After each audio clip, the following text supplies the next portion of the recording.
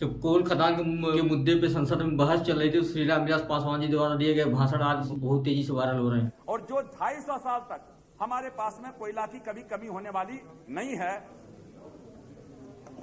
अभी माननीय सदस्यों ने जिस सवाल को उठाया है, ये सही है कि पिछले 3 नवंबर से कोल इंडिया के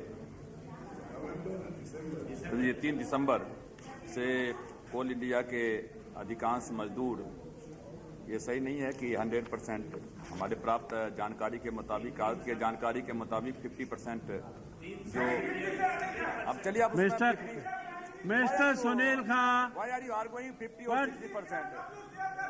दैट इज मैं अध्यक्ष जी, मिस्टर सुनील खां, अध्यक्ष जी, हियर हिम।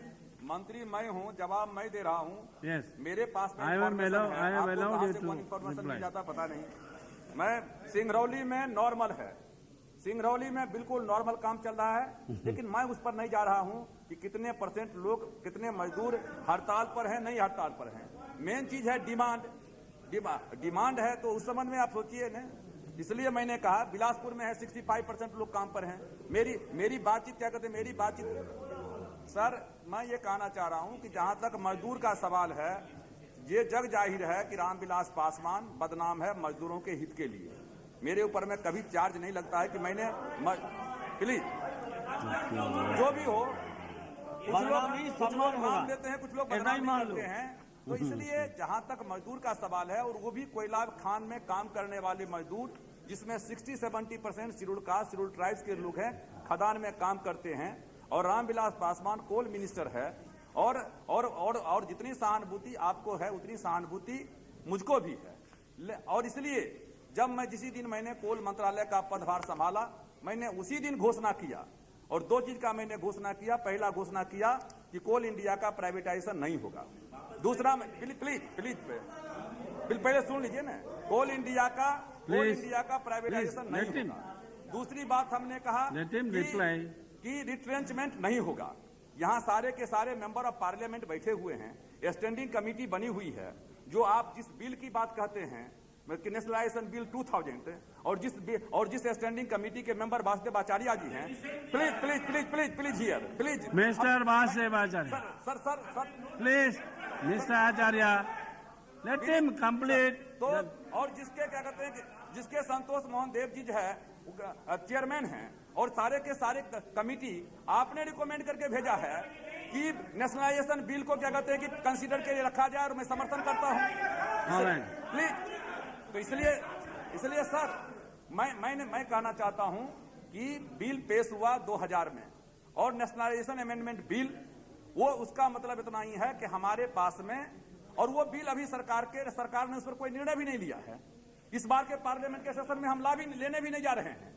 वासुदेव आचार्य जी ने कहा कि आप एश्योर कीजिए कि बिल नहीं आएगा इस पार्लियामेंट के सेशन में, विड्रॉ हड़ताल नहीं होगा। और सबसे ज्यादा हड़ताल ECL में हुआ है, और मैंने अपील जारी किया, और अपील जारी करके मैंने कहा कि बिल पार्लियामेंट में नहीं लाया जा रहा है। सर प्लीज या तो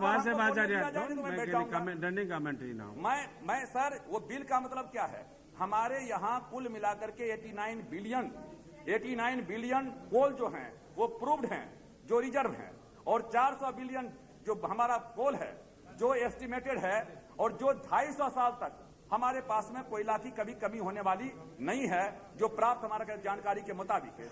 और इसलिए ये निर्णय लिया गया कि कोल इंडिया के अलावे जहां हमारा खदान हो रहा है, 400 बिलियन जो कोयला है, 400 बिलियन टन, उस कोयला को खदान करने के लिए देश की आवश्यकता, ये देश के लिए शर्मनाक की बात है कि हम एक तरफ में कोल हमारे पास में 400 बिलियन टन है, और दूसरे तरफ में हम 21 बिलियन टन प्रति साल कोयला जो है इंपोर्ट करते हैं, आयात करते हैं। तो ये कहा गया कि प्राइवेट सेक्टर, बिल का प्रोविजन इतना ही है कि जो हमारे पास में कोल के भंडार है, उस भंडार में से उनको खनिज करने का अधिकार क्या कहते हैं कि दिया जाए।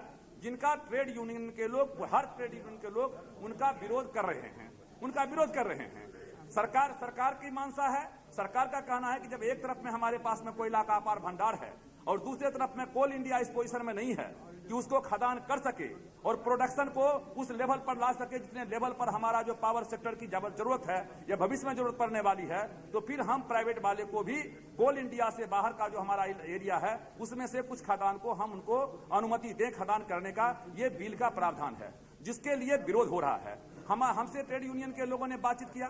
पिछली बार जब बैठक हुई 2000 में, ये मिनट्स है मेरे पास में, इसमें मिनट्स में जो है पिछली बार की बैठक 2000 में जो हुई थी उसमें लिखा था कि the honourable minister further assured the bill will not come up discussion with an ongoing parliament session. और पिछली बार में यह कह दिया गया था कि ट्रेड यूनियन के नेताओं के साथ में बातचीत करने के बाद ही सरकार फैसला लेगी। फिर अभी जियो हम जब बने मिनिस्टर तो जियो हम बैठाया गया, ग्रुप ऑफ मिनिस्टर नया बना। ग्रुप ऑफ मिनिस्टर के सामने में 22 तारीख को ट्रेड यूनियन के सारे लीडर्स को बुलाया गया, हम लोगों ने बुलाया, बातचीत हुई, वहां सारा का सारा चीज हो गया। हालांकि ग्रुप ऑफ मिनिस्टर ने एश्योर नहीं किया था कि हम पार्लियामेंट के सेशन में लाएंगे कि नहीं लाएंगे, लेकिन जब 25 तारीख को हमने ट्रेड यूनियन के नेताओं के साथ में बातचीत किया, मैंने कहा कि आपसे बातचीत हो रही है और जब तक आपसे बातचीत नहीं होगा ये बिल जो है पार्लियामेंट में जगह तक नहीं लाया जाएगा। उसके बाद नंबर 1, नंबर 2, आपने कहा एरियर्स के संबंध में, एरियर्स आज का बकाया नहीं है, काफी दिनों से बकाया चला रहा है। उस एरियर्स में हमारे पास में पैसा नहीं है। उस पैसा के तहत आपको मालूम है कि अभी आपने कहा कि 3 जो हमारा ईसीएल है, बीसीसीएल है, सीसीएल है, ईस्टर्न कोल फील्ड है, भारत कोकिंग कोल है और सेंट्रल कोल फील्ड है। यहाँ 2/3 हमारे वर्कफोर्स है, 2/3 हमारा खदान है और 1/3 प्रोडक्शन होता है। और जहाँ 1/3 माइंस हैं दूसरे खदान में, वहां WCL हो, NCL दूसरे जगहों पर 1/3 जहां खदान है, 1/3 जहां वर्कफोर्स है, वहां बहुमत है, वहां हमको प्रॉफिट है। जो हमारे पास में एरियर है सर, 3100 करोड़ का एरियर था, जिस 3100 करोड़ में 350 करोड़ के दे दिया गया, करीब 2700-2800 करोड़ हमारे पास में बकाया है। हमारा पैसा पावर सेक्टर के ऊपर में है जो